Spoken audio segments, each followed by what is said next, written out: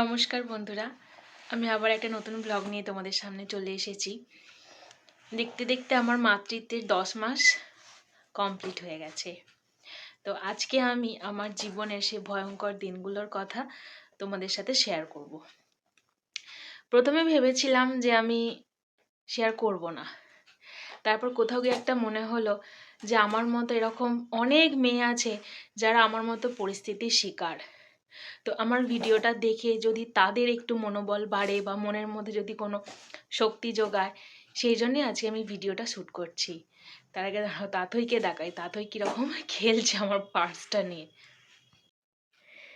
মা, তুমি কি করছো? খেলাধুলা করছো? আচ্ছা ঠিক আছে, খেলো খেলো। এই যে এসে গেছে আমার কাছে। হ্যাঁ হ্যাঁ হ্যাঁ, কি বলবে? বলো কিছু, বলো। কিছু বলবে না? তাহলে আমি একটা গল্প বলি তোমার বন্ধুদের। হ্যাঁ হ্যাঁ, আমি একটা গল্প বলি। এখন আমাকে যতটা তোমরা দেখো, কীরকম দেখো আমি জানি না, তো তখন কয়েক বছর আগে আমি এরকম ছিলাম না। আমি একদম নিজেকে পুরো সমাজ থেকে গুটিয়ে নিয়েছিলাম। তো সেই গল্পটাই আমি তোমাদেরকে আজ শোনাবো। 2017-তে আমাদের বিয়ে হয়। তো বিয়ে হওয়ার পর সকলেরই খুব আনন্দে কাটছিল। তারপর 2018 ডিসেম্বরে আমি প্রথম কনসিভ করি। তো 2019-এর মার্চে গিয়ে সেটা আমার মিসক্যারেজ হয়ে যায়। হয়তো ওটা আমার ছিল না, বা আমি তখন হয়তো মা হওয়ার যোগ্য ছিলাম না, যে কোনো কারণেই হোক। তো সেটা আমার জীবনে একটা ঘটে। তো এই বিষয়টা আমি এবং আমার হাজব্যান্ড দুজনেই কেউ মেনে নিতে পারিনি, মেনে নেওয়া সম্ভবও নয়। প্রচণ্ড মানে কি বলবো, একটা কষ্ট যে একটা প্রাণকে আমরা পৃথিবীর আলো দেখাতে পারলাম না। এইটা আমার এবং আমার হাজব্যান্ড দুজনের মধ্যেই পুরো গেঁথে গিয়েছিল মনের মধ্যে। আমরা কিছুতেই এই জিনিস থেকে বেরোতে পারছিলাম না, কিছুতেই না। মানে সব কিছুই করছি, কিন্তু তাও যেন ওইটা মাথা থেকে কিছুতেই আমরা বার করতে পারছি না, যে আমরা যাকে পৃথিবীতে আনতে চেয়েছিলাম তাকে আমরা আনতে পারিনি। তারপর আমার যিনি ডক্টর আমাকে 6 মাস কোনো রকম কোনো বেবি না নেওয়ার জন্য পরামর্শ দেন। তো 6 মাস গেল। 6 মাস যাওয়ার পরেই 2020 পড়লো। এবার 20 পড়ার পরে যখন আমরা বেবি নেওয়ার জন্য চিন্তা ভাবনা করছি বা ডাক্তারকেও দেখাচ্ছি, তো তখন কোভিড এলো। তো কোভিড আসার পর ডক্টর বললেন যে এখন কোনোভাবেই বাচ্চা নেওয়ার কোনো প্ল্যান তোমরা করো না, কারণ তখন সিচুয়েশান আরও ভয়ঙ্কর। তো এই করে করে 2020 সালটা গেল। তারপর 2021 এলো। 2021-এর পর স্যার আমাদের বললেন যে তোমরা এবার বাচ্চা নেওয়ার জন্য চিন্তা ভাবনা করো। তো তখন থেকেই আমরা প্ল্যান করি, কিন্তু আমরা কখনোই সফল হইনি। 2022 গেল, 21 গেল, 22 গেল। এই 2 বছর মানে কি বলবো, আমাদের জীবনের সব থেকে খারাপ সময় যদি কিছু হয়ে থাকে তাহলে এই 19, 20, 21, 22। তো ডক্টর সব রকম টেস্ট দিলেন, প্রত্যেক মাসে চেক আপ হচ্ছে, টেস্ট দিচ্ছেন, কিছুতেই কিছু ধরা পড়ছে না। ডাক্তারবাবু একটা কথাই বলছেন সব কিছু নর্মাল, কিন্তু নিজেদের মনের মধ্যেই অ্যাবনর্মাল জিনিসটা তৈরি করে রেখেছি, সেটা হচ্ছে অতিরিক্ত চিন্তা। সব সময় মনে হচ্ছে কেন হচ্ছে না, হবে তো আদেও। এই চিন্তা করে করে আমরা নিজেদেরকে পুরো শেষ করে ফেলেছি। তারপর পরিবেশ, পরিস্থিতি, সব কিছু। সেই সময় আমাকে এবং আমার হাজব্যান্ডকে দুজনকেই শুনতে হয়েছে বারংবার কেন হচ্ছে না, কেন হচ্ছে না, কেন হচ্ছে না। মানে আমরা আত্মীয় স্বজন, সামাজিকতা থেকে, সব কিছু থেকে আমরা নিজেদেরকে পুরো গুটিয়ে নিয়েছিলাম। আমরা কোনো অনুষ্ঠান বাড়িতে যেতাম না, কোথাও যেতাম না, এবং চেনা পরিচিত কাউকে দেখতে পেলেও লুকিয়ে সরে পড়তাম, যাতে না জিজ্ঞাসা করে কি ব্যাপার, কি হলো, কেন হচ্ছে না। এই কথাগুলো আমরা শুনতে শুনতে ভীষণ ক্লান্ত হয়ে গিয়েছিলাম। আমরা আর শুনতে চাইছিলাম না। প্রচণ্ড কষ্ট হতো মনের মধ্যে। তো সেই কষ্টগুলো কেউ বুঝতো না। তবে হ্যাঁ, বুঝতো না বলাটা ভুল। বলে না যে মানুষ জীবনে কেউ কেউ ঢাল হয়ে দাঁড়ায়। তো ঢাল হয়ে দাঁড়িয়েছিলেন আমার যিনি ডক্টর। তিনি সব সময় আমাদেরকে পজিটিভ চিন্তা ভাবনা করতে বলতেন, খুব মনের জোর জোগাতেন। তিনি সব সময় বলতেন পৃথিবীতে হবে না বলে কিছু নেই। আর এখন মেডিকেল সায়েন্স এত উন্নত যে না হওয়াটাই অস্বাভাবিক, হওয়াটাই স্বাভাবিক। তো স্যার সব রকম দিক থেকে অ্যাসিওরেন্স দিতেন। আর স্যার যেটা বলতেন, যেটাই আমরা ভুল করেছিলাম, এবং আমি তোমাদেরকে বা আপনাদেরকে সকলকে বলবো যে এই ভুলটা তোমরা কেউ কখনো করবে না। অতিরিক্ত চিন্তা, আমরা অতিরিক্ত চিন্তা করতাম। ওই চিন্তা যার জীবনে ঢুকে যাবে, যত যাই করো।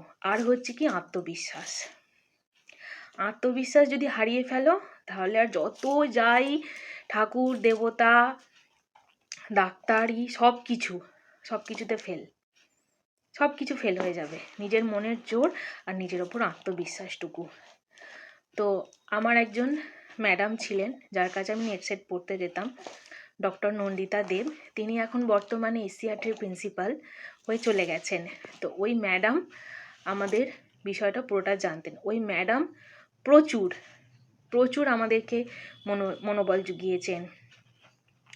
সব সময় বলতেন ঈশ্বর মঙ্গলময়, ঈশ্বর সব কিছু ভালো করছে। তো তোমাদের জন্য সঠিক সময় এলে তোমরা নিশ্চয়ই সব কিছু ভালো ভালো পেয়ে যাবে। ওই ম্যাডামের গল্প একদিন ভিডিওতে আমি শেয়ার করব। ম্যাডাম কিভাবে আমাদেরকে মানে সাইকোলজিক্যালি মনের শক্তি জুগিয়েছে। তো সেই ভিডিও সেই গল্প একদিন আমি শেয়ার করব। আর একটা কথা বলি, তো আমি তো সত্যি কথা বলতে একদম আমি ঈশ্বর বিশ্বাস করি, কিন্তু ঈশ্বরের ওই অন্ধ কুসংস্কারগুলো আমি বিশ্বাস করি না। আমি সব সময় জানি যে ঘরে বসে ঈশ্বরকে ডাকলেই ঈশ্বর ডাক শুনবে। তার জন্য কোথাও যাওয়ার দরকার নেই। তুমি ঘরে বসে পৃথিবীর তুমি যাকে মনে করো, যে তুমি যাকে মানো, সেটা কালী হতে পারে, দুর্গা হতে পারে, শিব হতে পারে, কৃষ্ণ হতে পারে, নারায়ণ হতে পারে, কারোর কাছে আল্লাহ হতে পারে, যিশু হতে পারে, যেই হোক, তুমি ঘরে বসে ডাকলেই তোমার ডাক শুনবে। তো এটা নিয়েও আমার সাথে আমার বাড়ির লোকের মধ্যে অনেক মতবিরোধ হয়েছে যে এখানে যাও, ওখানে যাও, এই ঠাকুরের কাছে সেই ঠাকুরের কাছে যাও। তো আমি সব ঠাকুরকেই ঘরে বসেই ডেকেছি, আমি কোথাও যাইনি। আর ডাক্তারের মতে চলেছি। স্যার যা যা বলেছেন সেইগুলোই করেছি।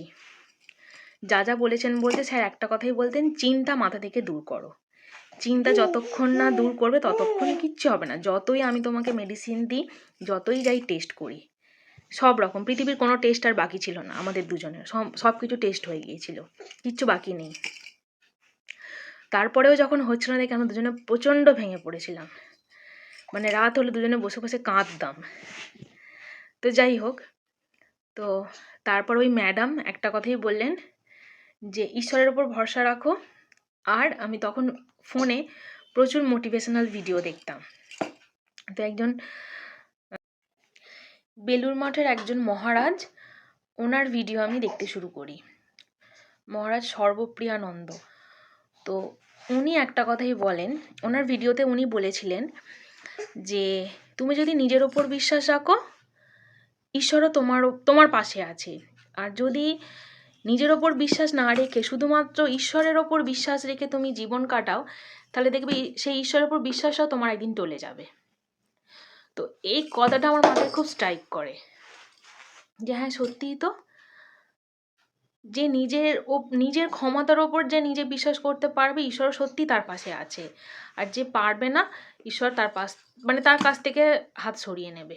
এটা একদম সত্যি কথা। তো 2022-এর জুলাই মাস, তখন 2022-এর ওই মার্চ টার্চ থেকেই, তখন থেকে নিজের মনকে একদম চেঞ্জ করতে শুরু করি যে সামনে জীবন পড়ে আছে। তো ঈশ্বর যখন মনে করবেন যে আমরা এবার যোগ্য, একটা শিশু লালন পালনের জন্য, একটা সন্তানকে পৃথিবীতে আনার জন্য, তখন ঈশ্বর নিজে থেকেই দিয়ে দেবে, আর ওটা ভাবার দরকার নেই। এবার নিজেদের লাইফটাকে নিজেদেরকে গোছাতে হবে। আমি আমার নিজের কেরিয়ারের দিকে ফোকাস করি। তো তখন আমি 2022 জুলাই মাসে মোস্তাকাপুর গান্ধী হাই স্কুলে জয়েন করি এডুকেশনের টিচার হিসাবে। আমার সাবজেক্ট এডুকেশান। তখন আমি ওই স্কুলে জয়েন করি। তো তারপরেই ম্যাজিক্যালি 2022 সেপ্টেম্বরে আমি কনসিভ করি। তো ওখানে আমি 2 মাস স্কুল করি। স্কুল করার পর আমি স্কুল ছেড়ে দিই। তারপর থেকেই প্রেগনেন্সির জার্নি শুরু হয়ে যায়। তো সেটাকে আমি এনজয় করতে শুরু করি। তো জার্নিটার গল্পটাও বলবো। জার্নিটাও আমার কাছে যে খুব খুব যে চিন্তামুক্ত জার্নি সেটা ছিল না। সেই গল্পটা একটা অন্য ভিডিওতে আমি শেয়ার করব। তো আজকে আমি বললাম যে আমার না হওয়ার আগের যে জার্নিটা ছিল সেই জার্নিটা।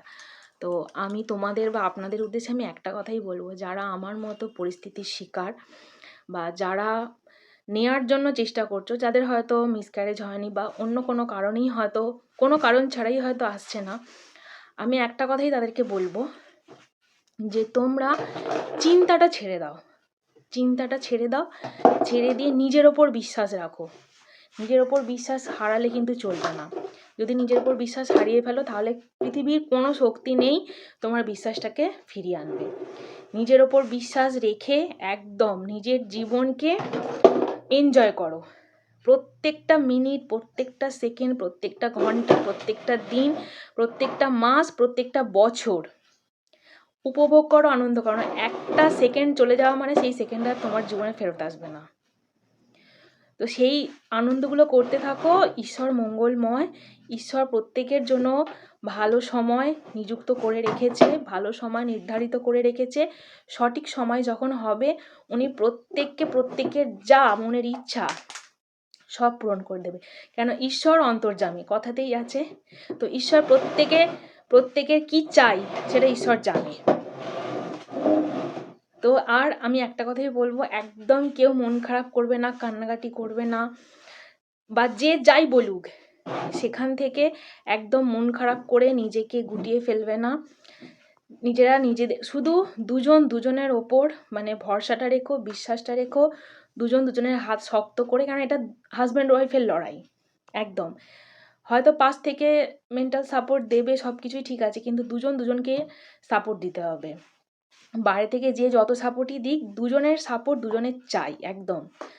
এখানে মানে আমার ম্যাডাম বা আমার যে ডক্টর উনি তো সাপোর্ট করেইছেন, বা আরও কয়েকজন আছেন তারাও সাপোর্ট করেছে, কিন্তু দিনের শেষে তুমি মানে তোমার হাজব্যান্ড তোমাকে, মানে সেটা আমাদের যেটা হয়েছে, আমি আমার হাজব্যান্ডকে, আমার হাজব্যান্ড আমাকে, দুজনকে কিন্তু মেন্টাল সাপোর্টটা দিয়ে গেছি যে হবে, চিন্তা করার দরকার নেই, সময় যখন হবে তখন ঠিক হবে। তো এটা যখন থেকে ভাবতে শুরু করলাম আর নিজেদের ওপর যখন বিশ্বাসটা রাখতে শুরু করলাম, তখনই ঈশ্বর মনে করলেন যে এবার তোরা উপযুক্ত। তো আমি আমার জীবনের কথা এবং আমি কিভাবে মন শক্ত করেছি সেটা আমি তোমাদেরকে শেয়ার করলাম। যদি ভিডিওটা ভালো লেগে থাকে অবশ্যই লাইক কমেন্ট করো, আর সত্যি কিন্তু ভিডিওটা একটু শেয়ার করো, কারণ আমার মতো আমার পরিস্থিতির শিকার অনেক মেয়ে। কেননা সত্যি কথা বলতে এখন দিনকাল পাল্টে গেছে, এখন আর সেই আগের মতো নেই যেন। কি জানি আগেও এরকম হতো কিনা সেটাও আমার জানা নেই। তো আগে হতো কি না হতো তার থেকে বড় ব্যাপার, এখন মানুষের মন খুব দুর্বল হয়ে গেছে, অল্পেই মানুষ ভেঙে পড়ে। তো সেই জন্যই আমি তোমাদের কাছে রিকোয়েস্ট করছি আমার ভিডিওটা একটু প্লিজ তোমরা শেয়ার করো। আর সকলে খুব ভালো থেকো, সুস্থ থেকো। দেখা হচ্ছে খুব শিগগিরই পরের আরেকটি ব্লগে। ধন্যবাদ।